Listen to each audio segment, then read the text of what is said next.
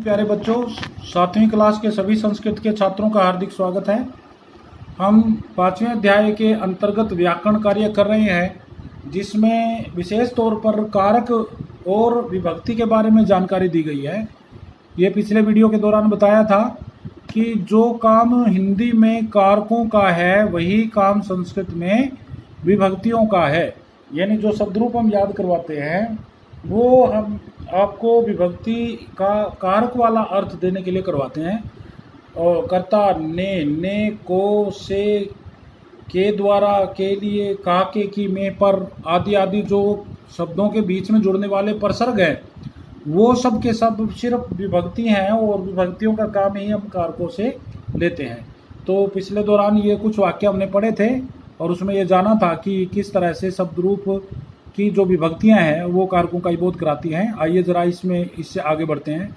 अत्र वयम पश्यामः, यहाँ हम देखते हैं, यत मैंने की, विभक्ति प्रयोगः कारक अनुसारेण भवति।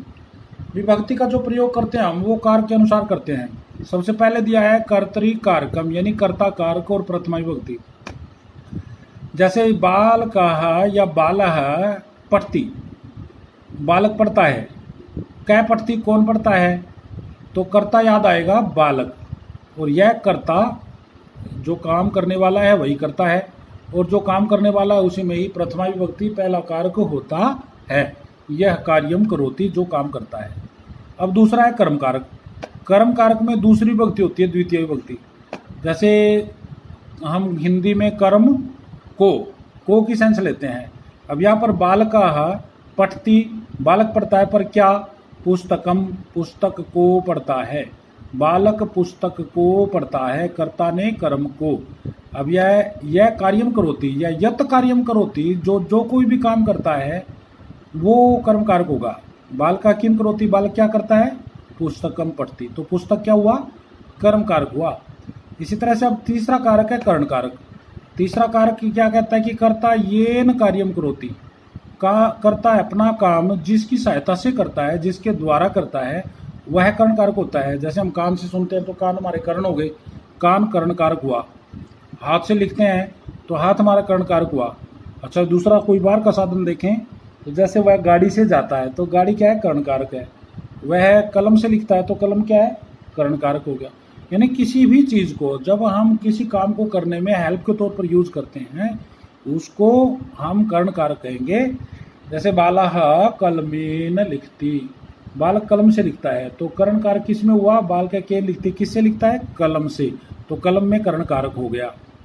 तो इस तरह से आप देखो, पहला कारक है कर्ता कारक जिसमें प्रथम विभक्ति होगी, दूसरा कारक है कर्म कारक जिसमें दूसरी विभक्ति द्वितीय विभक्ति होगी, और तीसरा कारक है कर्ण कारक जिसके द्वारा से के द्वारा उसमें हम तीसरी विभक्ति यानी कर्ण कारक प्रयोग करेंगे।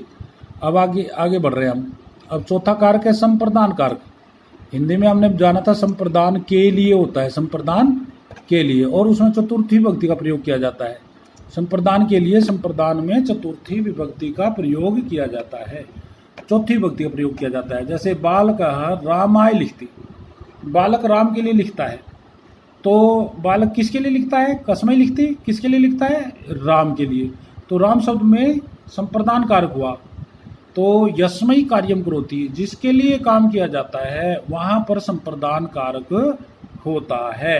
इसी तरह से अपादान कारक है जिसका अर्थ है से जुदाई, अपादान से जुदाई, और पांचवी विभक्ति होती है पंचमी विभक्ति, और इस पांचवी विभक्ति को दर्शाने के लिए ही हम पांचवा कारक को दर्शाने के लिए पांचवी विभक्ति का प्रयोग करते हैं।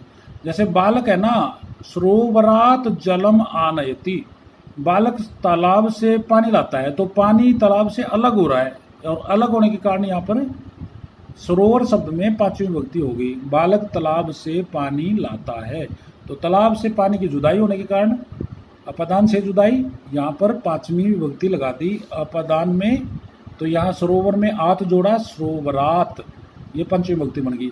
बालक, अगर हमें जानना है कि कौन से शब्द इस पूरे वाक्य में कौन सा कारक है अवदान कारक, तो प्रश्न बना के देख ले। बाल क्या है, कस्मात जलम आनायति, बाल कहाँ से पानी लाता है, तो सरोवरात उत्तर आया, तो सरोवरात पंचमी विभक्ति है, अपादान कारक है।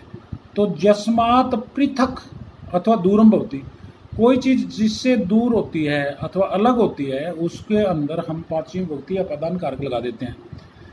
अब आओ संबंध कारक में। संबंध का मतलब होता है दो चीज़ों के बीच में संबंध ठहरता है। तो का के की या रा रे री, इसका संबंध होगा एक दूसरे के साथ में।